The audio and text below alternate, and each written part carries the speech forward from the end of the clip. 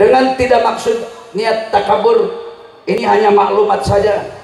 Simkuring pernah datang ke Wuhan ke Cina. Saya pernah datang ke negeri Hindustan. Pernah abdi datang ke Moskow. Saya pernah datang ke Uzbekistan. Saya pernah jalan-jalan di Uzbekistan, di Samarkand, karena di situ aya makam Imam Bukhari. Kemudian abdi pernah berjalan ke negeri Mesir, lain ek jarah ke Fir'aun, nan di situ aya makam Imam Syafi'i radhiyallahu anhu.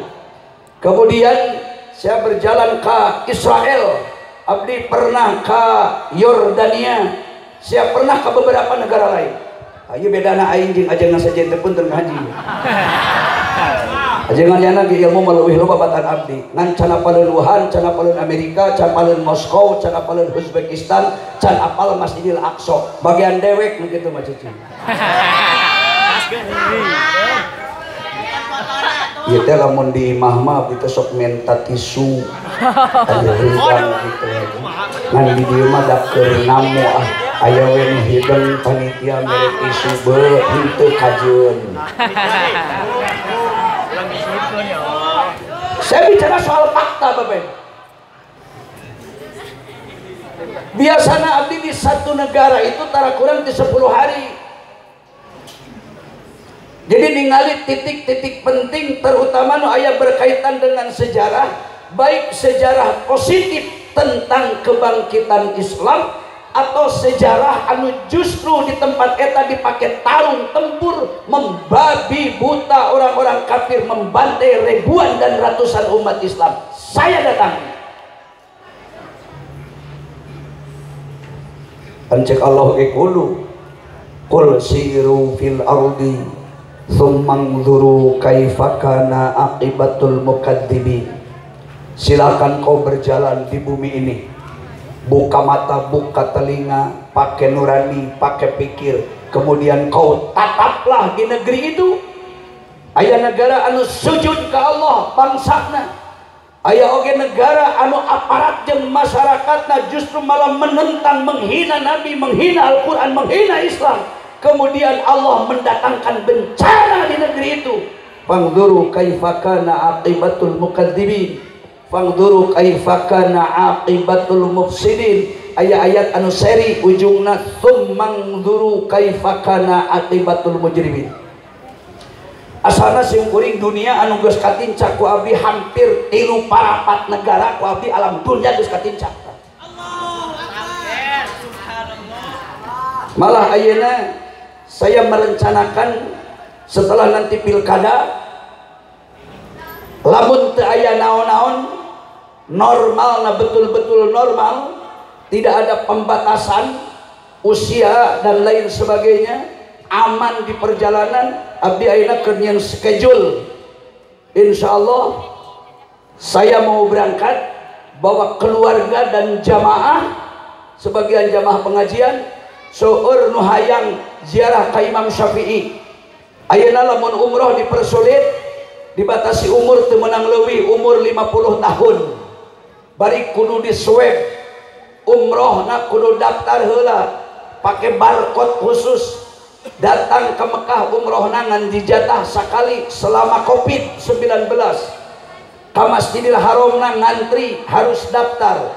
Jadi seueur jalmi anu memilih lebih baik kita berziarah lamun umroh sulit, munggah haji sulit, zarah ka para nabi atau zarah ka keturunan nabi, zarah ka para sahabat, zarah ka orang-orang penting yang tertulis dalam sejarah ikut banjir darah dalam menyebarkan agama Islam di muka bumi ini.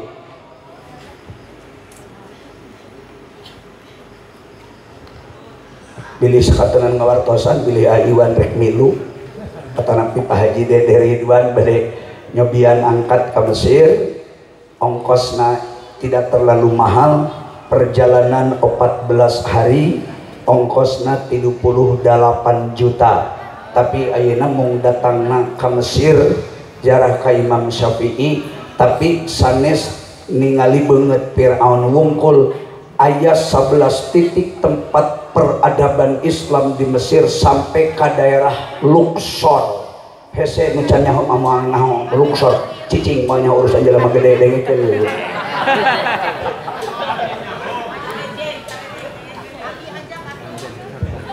Insyaallah saya berkunjung bulan Payung selesai pilkada, target nurek didatangina ziarahna ka makom Imam Syafi'i. Kemudian setelah Mesir, keliling Mesir kurang lebih 7 hari kudu tamat siang wengi tempat-tempat peradaban Islam. Engke berangkatna ke Moskow di perbatasan segitiga emas antara 3 sudut perbatasan negara. Perbatasan Moskow, perbatasan Samarkand, perbatasan Uzbekistan. Di situ aya makam Imam Bukhari Rijalul Hadis. Anu di pasantren unggal poe urang maca hadis Bukhari hadasana kakarek maca hadis nawungkul bari teu apal kabeh ukur hiji-hijieun. Makomna teu apal kan cek Nabi sunat mampu ziarah ka Nabi, zarah ka Nabi. Lamun teu mampu ziarah ka Nabi, zarah ka sahabat Nabi. Teu mampu jarah ka sahabat Nabi, zarah ka para waliullah. Teu mampu zarah ka waliullah, zarah ka ulama. Teu mampu zarah ka ulama, zarah ka mukmin soleh. Teu mampu zarah ka mukmin soleh, aya karamat di dunia nu boga ziarah ka indung bapa urang, sumawana indung bapa asli atau indung bapa angkat. Itu kan diperintahkan ku Nabi. Tapi lamun urang ziarahna ka Nabi atau ka para nabi nu sanes, sareng ziarah ka para wali, sami sareng ziarah ka para ulama, sami sareng ziarah ka mukmin soleh, lebih daripada ziarah ka orang tua. 25 rasul anu wajib urang hafal nu masih hidup menurut catatan sejarah dalam beberapa tafsir tinggal hiji di antara 25 rasul, Nabi Isa alaihi salam. Di Quran dinyatakan awalna wa ma qataluhu wa ma salabuhu walakin syubbiha lahum. Kemudian terselang beberapa kalimat dan ayat kapayuna, akhirnya nyambung dengan kalimat barrofa'ahullah. Nabi Isa ku Allah diangkat ke langit demi kejayaan Islam dan demi keselamatan Rasul Allah. Moal mampu orang-orang Israel, moal mampu orang-orang kafir, moal mampu orang-orang Babilonia untuk mengejar dan membunuh Nabi Isa. Sebab cek teori lamun Nabi Isa pindah negara, pindah daerah, apalagi cuma pindah desa, moal selamat secara teori pasti akan dikejar oleh kelompok-kelompok reaksioner orang kafir anu memaksa Nabi Isa dilantik disebut anak Gusti Allah. Nabi Isa terima diangkat ku Allah ke langit. Engke dina waktuna Nabi Isa bakal turun geus dicanangkeun ku Allah. Dajjal ketika merajalela moal aya nu mampu membunuh Dajjal kecuali Nabi Isa. Tunggu tanggal mainna sampai episode yang akan datang. Allahu Akbar. Jadi simkuring sok melek ningali di Israel kumaha, ningali di Cina kumaha, ningali di negeri Hindustan aya naon, kemudian di Palestina di 2 titik di Gaza dengan Ramallah. Ramallah itu nama satu provinsi sama dengan Gaza. Gaza oge nama satu provinsi di wilayah Palestina. Palestina teh lega nagara nate. Ngan teu we segede Indonesia, tapi teu boga ibu kota. Hiji-hijina negara di alam dunia ayeuna nu teu boga ibu kota, ngan satu-satunya Palestina yang tidak punya nama ibu kotanya. Yordania punya ibu kota namanya Urdun. Arab Saudi punya ibu kota bukan Jeddah tetapi Riyadh. Semua negara punya ibu kota kecuali Palestina, sebab ditekan terus oleh kelompok gerakan anti-Islam anu dikokojoanana ku kelompok ngaranna Zius, tetapi di Indonesia terkenalna Zionis. Di Indonesia disebutna Zionis, di Israel terkenalna namanya Zius, yaitu kelompok manusia radikal, anti agama, anti Islam, anti Nabi, anti umat Islam, anti Al-Quran, tapi saham agama na campuran. Aya Protestan, aya Katolik, aya Hindu, aya Buddha, aya Konghucu, dulurna Kongguan, malah aya jelema anu sama sekali tidak bertuhan alias ateis. Di Indonesia dulu pernah berdiri sebuah partai namanya PKI, Partai Komunis Indonesia. Sebahagian manusia yang sama sekali tidak beragama itu gabung dalam kelompok Zeus. Mereka punya tugas untuk menghentikan gerakan Islam di seluruh dunia, bikin kacau di negara nu didinya Islam na kuat, bikin keributan, bikin fitnah, bikin isu, hilangkan Islam, minimal perkecil volume pergerakan Islam.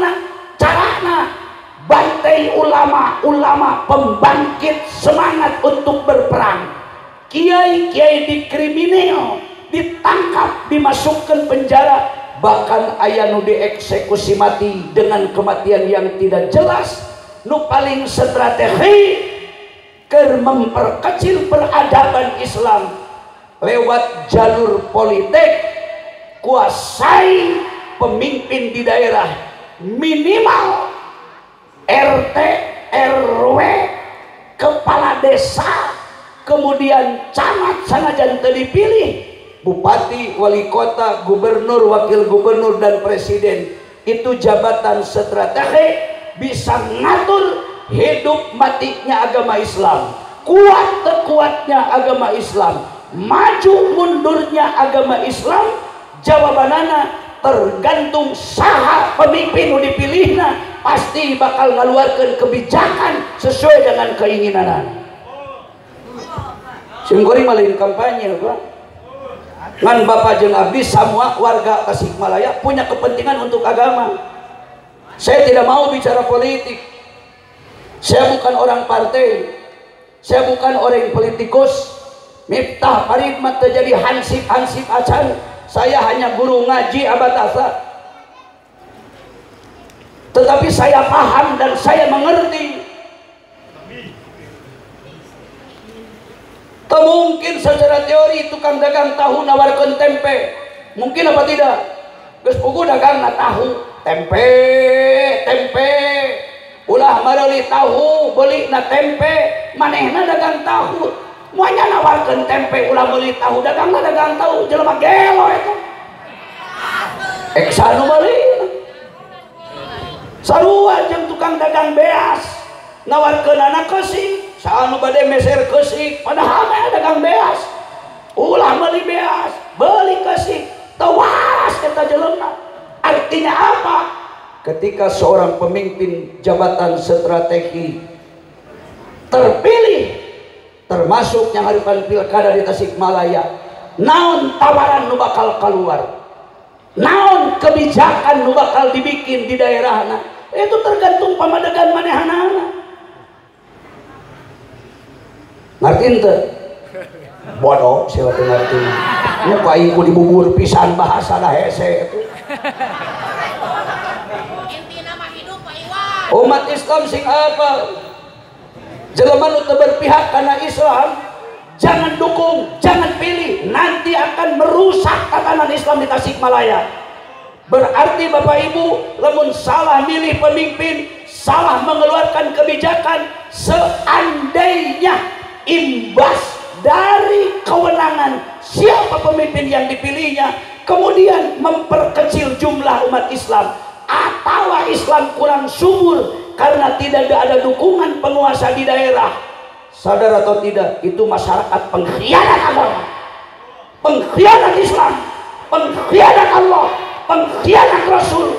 Jelema nu khianat kana agama, atanapi calon nu didukung ku partai pengkhianat agama, tukang melecehkan Islam, naon make didukung-dukung, aku jangan rusak agama sorangan. Manehna dagang tahu, moal mungkin dagang tempe. Jelema nu teresep kana Islam moal ngadadagangkeun Islam moal.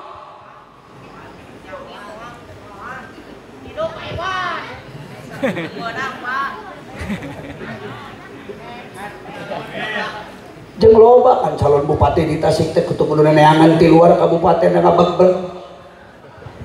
Apa dikira orang kabupaten teu mampu? Punya bupati, punya pemimpin, teu kudu ngadatangkeun di luar kabupaten. Kunaon caricing ka jelema? Nah hina sia. Siga nyangka di kabupaten jelema belegug kabeh. Apa disangka orang di kabupaten terus sanajan itu menyalahi undang-undang dan aturan, tetapi idealnya kita pilih putra Tasik terbaik, insya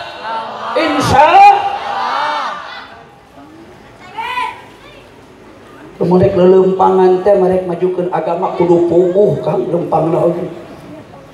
Lamun ban hiji aya dina sirkus geuningan ban hiji tapi bisa ditumpahkan galuang galiung tapi didinya lain pemain sirkus moal beguk tumpak ban sepeda hiji mah moal eksahan bisa oge paling ukur didinya wungkul jeung moal bisa bawa penumpang. Aya deui nu rodana 2 leuheung eta mah kendaraan bermotor 2 mah tapi boncengan maksimal 2 3 geus menyalahi aturan lalu lintas eta. Urang masuk nyebut lamun roda 2 teh motor, padahal di motor teh penggerak mesin mobil ge angel mesin nama motor kan urang Sunda geus baku motor teh kanu bana 2 mesin geus ditamahan ka gigirna ge bantil ujang nu rengkod motor keneh aya nu bana 3 ya beca di mana-mana oge na lamun beca anu awal biasa kan pakai tenaga jelema ige penumpangna paling loba 3-4 salah mau lempang 7 rali tikus seru ke numpang heulana teh penumpang da jarang aya beca ti ulaget ka tukang lolobana beca mah tikus seru teh kahareup aya nu bana 4 komo bana 6 mah wah Avanza Innova mobil nu dianggo tuh tukang Haji Ridwan mobil bana 4 Pak Iwan pakai mobil bana 4 Abdi ayeuna pakai mobil bana 4 lamun bapak nanya kami Farid rek milih bana nu hiji di pemain sirkus rek milih bana 2 tumpak motor ngan 2 aneun rek milih nu bana 3 beca atau bemo atau milih nu bana 4 aing marek milih nu 4 pun ka haji cek haji ulah nyebut aing ge abdi geus kabeuki da kumaha sih da ka abdi mah moal nyebut sombong nyebut aing teh sabab eta mah bahasa tabeat di loba penumpangna hujan ge ieu aing mah pasti lamun milih kendaraan neangan nu bana 4 daripada kurang kajian leuwih bana 6 bana 10 puguh deui kapal we nu ngangkut jamaah haji lepas landas landing di Jakarta atau di bandara kapal bana hiji jung buka kumaha hilikan di mana ya bana hiji bana 2 ban 3 bana 4 kaluhur leuwih baru sempurna bawa penumpang loba 500 Boeing 5757 bisa lepas landas shot sabab bana loba. Namun rek milih bupati teangan nu bana loba.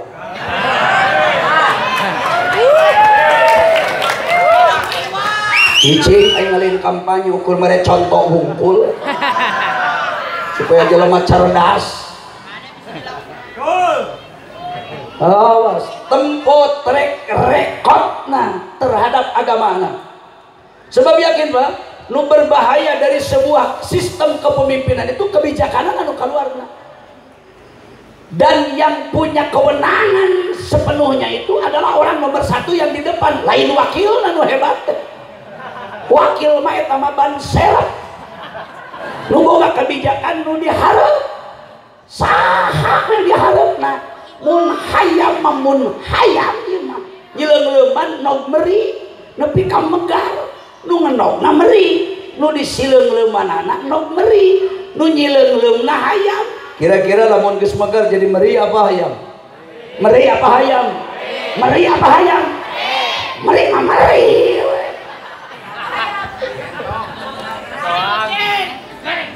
Bapak-bapak kaum muslimin rahimakumullah.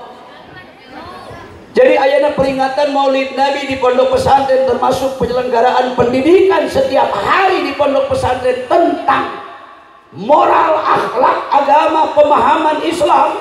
Ini adalah solusi yang paling tepat. Sebab dunia ayana sedang dihadapkan dengan goncangan-goncangan yang sangat dahsyat.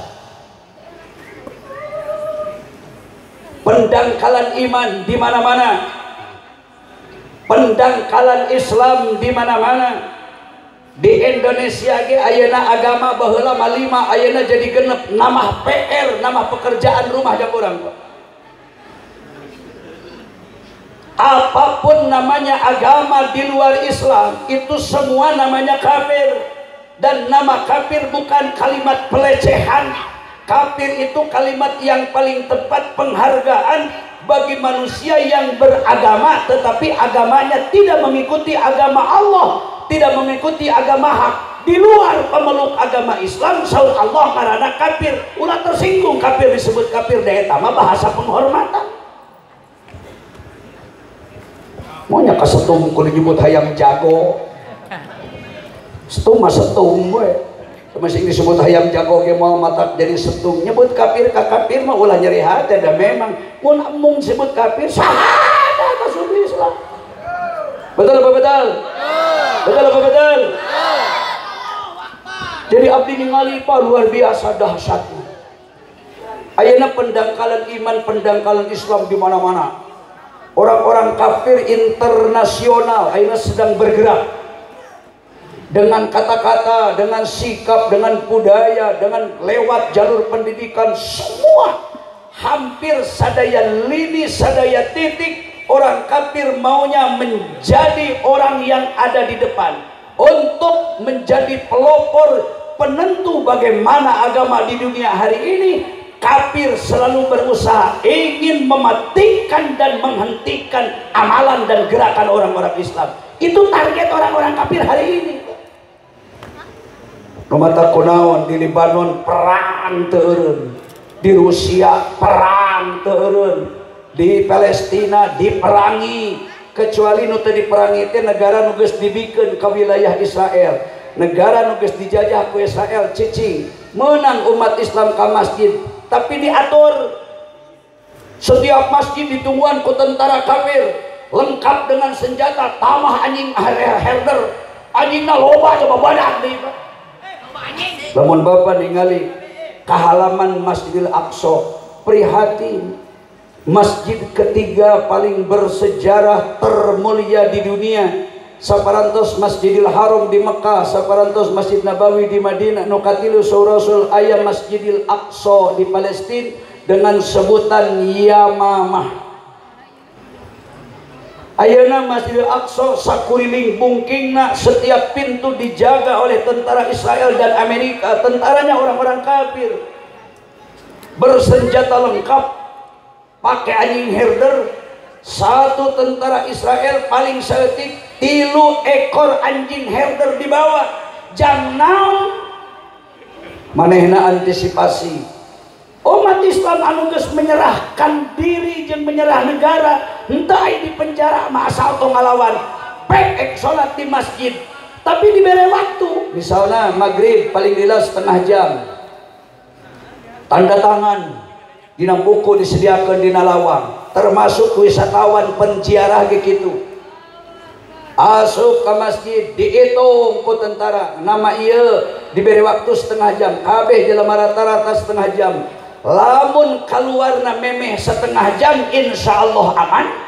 Misalnya diberi waktu 30 menit, urang sholat jeung wirid jeung doa nanaon 20 menit, sesakeun 10 menit keluar insya Allah aman.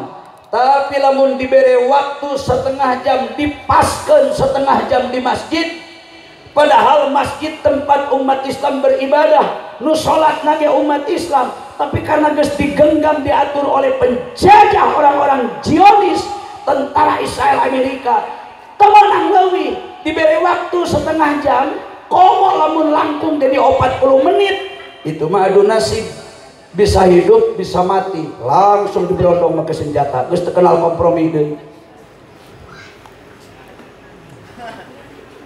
Dan itu gejolak penghapusan Islam ayeuna keur merajalela di mana-mana. Di Gaza sama, di Ramallah sama, padahal masjidnya bersejarah. Komo deui di negara nu mayoritas Kristen, di negara nu mayoritas komunis, di negara anu di luar pemelukna agama Islam. Kunaon umat Islam nepi ka kitu? Jawabannya cuma hiji, penyakitna hiji, umat Islam bodoh. Dua, umat Islam teu daek ngahiji. Ditambah deui nu paling fatal, salah milih pemimpin sehingga maranehanana setelah berhasil menjadi penguasa di daerah, aya nu jadi gubernur, aya nu jadi wali kota, aya nu jadi bupati, aya nu jadi kepala negara, lamun maranehanana nu dipilih ku rahayatna, memang dipilih pakai suara rakyat, tapi masyarakat dibeli-beli, dibagi sembako, diberi duit, diberi jaminan kartu sehat, pokoknya supaya masyarakat memilih ngarah pro. Padahal manehanana geus punya cita-cita, punya program, punya garapan. Kalau saya terpilih, akan saya habisi mereka-mereka yang milih saya. Umat Islam nu mere dukungan anger bakal dibantai, dijajah. Tadi mah eureun sate sakedeung sabot keur musim kampanye unggul hayang kapilih. Tolong Bapak Ibu kudu berpikir jernih. Kondisi Indonesia ayeuna pada umumnya termasuk jeung kondisi Islam di dunia hari ini, orang-orang kafir sedang merebut soal itu, menarik simpati, paheula-heula deukeut ka umat dengan berbagai cara. Nu kamari sering teriak-teriak menghina Islam, menghina Nabi, menghina keturunan Nabi. Ayeuna tiara eueuh nu ngomong